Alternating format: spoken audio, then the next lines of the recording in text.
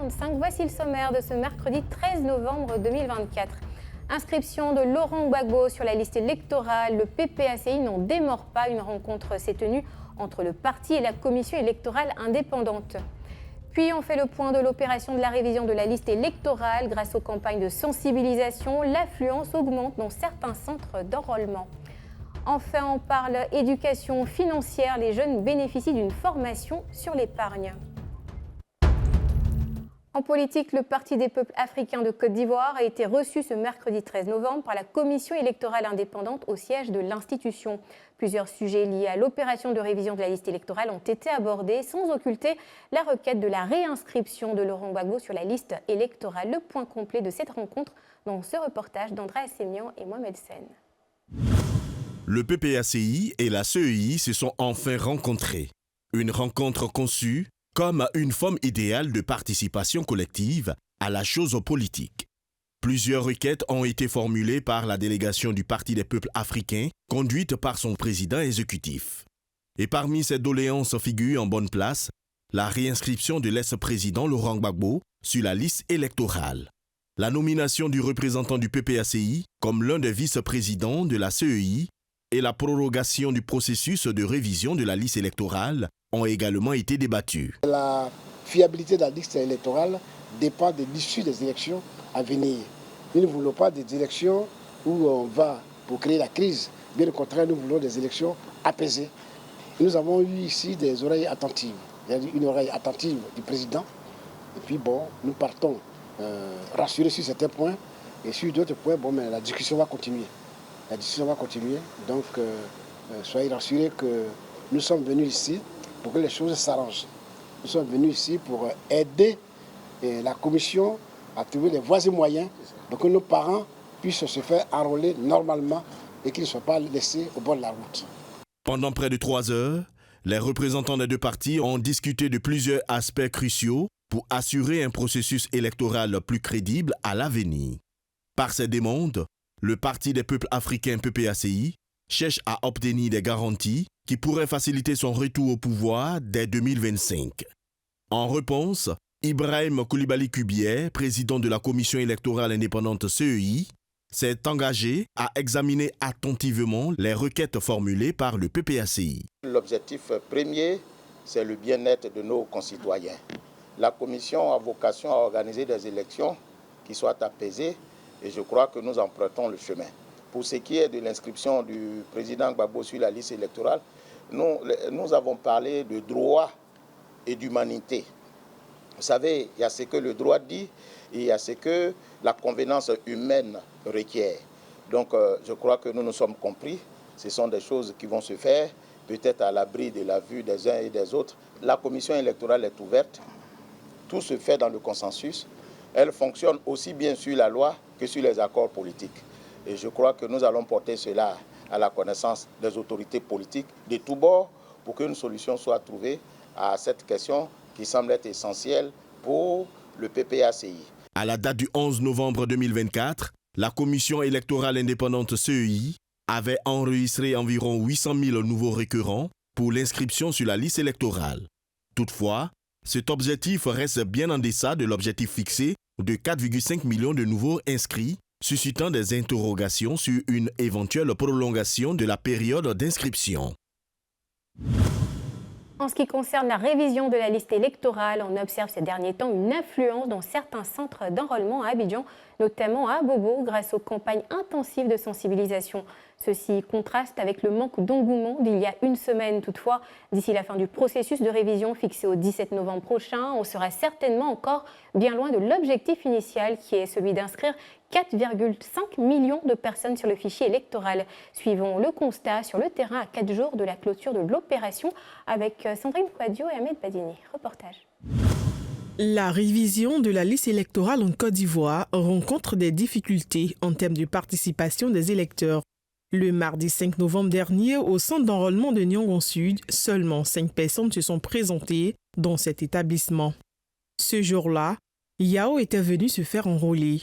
En moins de quelques minutes seulement, l'inscription était terminée. Malgré la simplicité et la rapidité du processus, Comment comprendre cette faible participation? Selon moi, je pense que les gens ne sont pas intéressés. Une de c'est trop. En moins de 5 minutes seulement, on est inscrit sur la liste électorale. Selon vous, qu'est-ce qui fait qu'il n'y a pas d'affluence? À ma connaissance, les élections en Côte d'Ivoire, depuis plusieurs années maintenant, sont devenues sujet de peur pour les Ivoiriens. Donc cela fait que généralement les Ivoiriens de nos jours refusent de participer à des enrôlements. Au 5 novembre 2024, soit environ 2 semaines après le début de l'opération, seuls environ 3000 nouveaux électeurs s'étaient inscrits. Pour atteindre son objectif de 4,5 millions d'inscrits, la Commission électorale indépendante décide alors de prolonger la date du 10 au dimanche 17 novembre 2024 pour permettre à davantage de citoyens de s'inscrire. 8 jours exactement après ce premier constat, nous nous sommes rendus cet après-midi du mercredi 13 novembre au centre d'enrôlement Saint-François-Xavier d'Anono à Cocody. Depuis le lancement de la révision de la liste électorale, se sont enregistrés environ 600 inscriptions. Initialement, la participation était faible, mais suite aux diverses campagnes de sensibilisation menées par le gouvernement et relayées sur les réseaux sociaux, on constate une augmentation notable de l'affluence. Déjà, j'étais venue pour voir si j'étais enrôlée parce que j'ai recherché mon nom sur la liste, je ne l'avais pas vu. Fort heureusement, je suis venue avec les agents, on a vu que j'étais déjà enrôlée. Donc, on va dire tout est bien qui finit bien. Les Ivoiriens attendent toujours le dernier moment. Et vu qu'il y a eu aussi des influenceurs qui ont publié leur carte de leur récépissé, ça a motivé encore plus les jeunes, donc maintenant les gens viennent maintenant. Au lundi 11 novembre dernier, la liste électorale comptait approximativement 8000 inscrits. L'augmentation de la participation électorale reflète l'impact positif des initiatives de communication. Bien que la CEI ait déployé des efforts considérables et prolongé la période d'inscription, le nombre de nouveaux inscrits demeure nettement en deçà de l'objectif initial. Cette situation soulève des interrogations quant à la représentativité de la future liste électorale et pourrait avoir des répercussions significatives sur les élections présidentielles de 2025. Tout autre chose à présent en économie. Aujourd'hui, c'est ouvert à Abidjan, la 7e édition du Salon de l'épargne, de l'investissement et du patrimoine, un événement qui réunit étudiants, entrepreneurs et investisseurs autour du thème « C'est une question d'argent, prenez le contrôle de vos finances ». Cette rencontre axée cette année sur l'autonomie financière des jeunes témoigne de l'importance accordée à l'épargne dans la dynamique économique de la Côte d'Ivoire. Orphée Conan, Francis Kofi et Félicien Biaouf.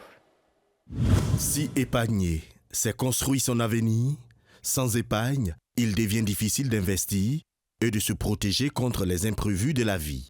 La jeunesse ivoirienne fait face à un défi majeur en matière d'épargne, peinant à le faire de manière régulière. Dolores Kofi, en est consciente et en tant qu'assistante de direction, elle n'échappe pas à ce phénomène. Avec le coût de la vie et tout ça, c'est vraiment pas évident d'épargner. Voilà. Donc je viens pour, on va dire, avoir plus de moyens, de techniques aussi, voilà, pour m'aider à épargner. En Côte d'Ivoire, un adulte sur 2 ne dispose d'aucune épargne et 70% de la population n'a pas de compte d'épargne formel. Ces chiffres alarmants révèlent l'incapacité des citoyens à investir, ce qui constitue un obstacle au développement humain. Dans ce contexte, la digitalisation et l'accès aux services financiers de base représentent des solutions envisageables pour favoriser l'inclusion des jeunes et des femmes. L'épargne, c'est vraiment quelque chose de très important pour moi, pour nous jeunes en fait, qui avons des projets et qui n'avons pas nécessairement accès facile au crédit. Donc, on peut épargner pour faire du grossissement du capital pour pouvoir financer ces projets. Donc, je trouvais le need, le besoin de venir ici pour apprendre plus en ce qui concerne l'épargne, en ce qui concerne la finance, en ce qui concerne l'argent et bien d'autres. Le Salon de l'épargne, de l'investissement et du patrimoine pour cette 7e édition se concentre sur l'autonomie financière, soulignant l'importance de l'épargne dans le dynamisme économique du pays. Prévu les 13 et 14 novembre à Abidjan, cet événement réunit étudiants, entrepreneurs et investisseurs autour du thème « C'est une question d'argent, prenez le contrôle de vos finances ». Notre vision est claire et simple. Nous voulons fondamentalement transformer l'état d'esprit de nos communautés, des Ivoiriennes et des Ivoiriens, pour qu'ils comprennent que l'épargne n'est pas une question de revenus. J'ai envie de dire qu'à partir du moment où vous pouvez manger, vous pouvez épargner. Encourager l'épargne des plus jeunes, c'est construire donc des fondations solides pour un avenir prospère. J'appelle donc chaque jeune présent ici, chaque partenaire et tous les acteurs de notre système financier à s'engager dans cette voie. Entre 2015 et 2023, le gouvernement, par le biais du ministère de la Promotion de la Jeunesse, de l'Insertion professionnelle et du service civique, a soutenu plus de 300 900 jeunes dans la réalisation de leurs projets ou le développement de leur entreprise, pour un montant total de 133,27 milliards de francs CFA. Les petites et moyennes entreprises jouent un rôle essentiel dans l'économie ivoirienne, représentant environ 80% des entreprises et contribuant à 23% du produit intérieur brut. Toutefois, elles rencontrent d'énormes difficultés pour accéder au financement traditionnel. L'ouverture de cette 10e édition des Journées nationales de promotion des petites et moyennes entreprises témoigne de la volonté de la Côte d'Ivoire de positionner les PME comme un moteur de croissance inclusif et durable. La 10e édition s'est ouverte récemment à Abidjan par le ministre du Commerce, de l'Industrie, Souleymane Diarra-Souba. Le thème de cette édition est financement alternatif, levier de stimulation du développement et de la performance des PME. Cet événement de 2 jours a sans doute renforcé l'écosystème entrepreneurial ivoirien et contribué au développement économique du pays.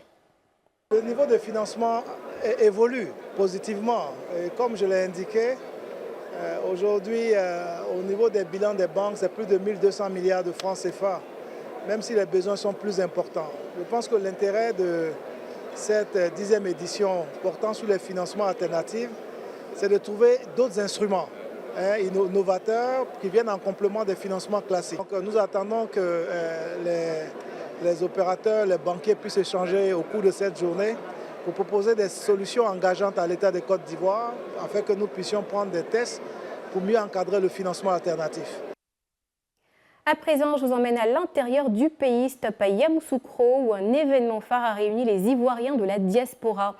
Ils ont partagé leur expertise et réfléchi à de nouvelles perspectives pour renforcer l'économie nationale. Porté par le thème de l'attractivité et du soutien aux initiatives des expatriés, ce forum aspire à dynamiser les collaborations entre les talents ivoiriens à l'étranger et les acteurs nationaux pour bâtir un avenir durable. Eliel Niemo, Karel Dablé.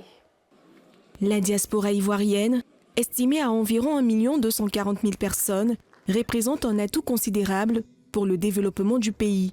Cette communauté, qui peut être considérée comme la 32e région de la Côte d'Ivoire, contribue de manière significative à l'économie nationale à travers des transferts de fonds, des investissements, des échanges commerciaux et le partage de compétences et d'expertise. Le Forum de la diaspora ivoirienne 2024 vise notamment à établir des liens solides entre la Côte d'Ivoire et sa diaspora, à mobiliser les ressources et les talents de la diaspora, à créer un dialogue constructif entre les Ivoiriens et l'étranger et les institutions ivoiriennes, et enfin, à encourager les investissements de la diaspora dans divers secteurs économiques. Cet événement offre une plateforme unique pour les Ivoiriens de l'extérieur de rencontrer leurs homologues venus d'autres régions du monde, ainsi que des institutions et des partenaires. Nos attentes, c'est surtout de permettre, comme je disais tout à l'heure, de permettre à la diaspora économique, ceux qui sont des entrepreneurs chevronnés, de trouver un portail, souvent trouver solution à leurs problèmes, parce que beaucoup d'entrepreneurs africains, surtout de notre réseau, viennent en Côte d'Ivoire et retournent aussi en France parce qu'ils n'ont pas l'ouverture qu'il faut. Ce forum est vraiment bienvenu parce qu'on a vraiment les vrais interlocuteurs. On a la présidente du Sénat qui est prête à nous aider. On a le président de la République aussi qui a lancé cet appel en 2011. Je suis sûr qu'en retournant à Paris, je vais apporter la solution à leurs différents problèmes. Environ 2500 participants sont attendus à ce forum qui se déroule les 12 et 13 novembre 2024 à Yamoussoukro. La cérémonie d'ouverture a eu lieu en présence de plusieurs hauts responsables. Au-delà du volet économique et commercial, notre rencontre se veut un cadre de réflexion et un laboratoire pour des expériences de collaboration réussies. Meublé de plusieurs panels et ateliers thématiques, ce forum est par-dessus tout une occasion pour échanger, partager nos expériences et nos idées. Vous constituez un atout précieux pour notre pays, une source inépuisable de richesse, de talent et d'expertise. En vous impliquant dans le développement de votre pays, vous lui apportez également la somme des richesses acquises à l'étranger. Cet important rassemblement placé sous le thème « Attractivité et mécanismes d'appui à la diaspora pour le développement durable de la Côte d'Ivoire » vise à mobiliser les compétences et les ressources des Ivoiriens de l'étranger. On y va pour un tour à l'international. Entre la confirmation de la majorité parlementaire au Ghana, les élections législatives tendues au Sénégal, les crises d'une justice inégalitaire en RDC et l'explosion des cas de variole de singe chez les enfants en Afrique centrale, l'actualité africaine est marquée par des enjeux majeurs de gouvernance, de justice et de santé publique. Des décisions cruciales et des mesures urgentes sont attendues pour restaurer la confiance, renforcer la loi et protéger les plus vulnérables. On balaye l'ensemble de ces événements avec Karel Dablé. Pendant ce temps, la Cour suprême du Ghana a confirmé hier mardi 12 novembre la majorité parlementaire du nouveau parti patriotique NPP, mettant fin aux contestations des sièges issus des élections de 2020. Alexander Afenyo-Markin, chef du groupe parlementaire du NPP, a salué cette décision comme une victoire de l'état de droit.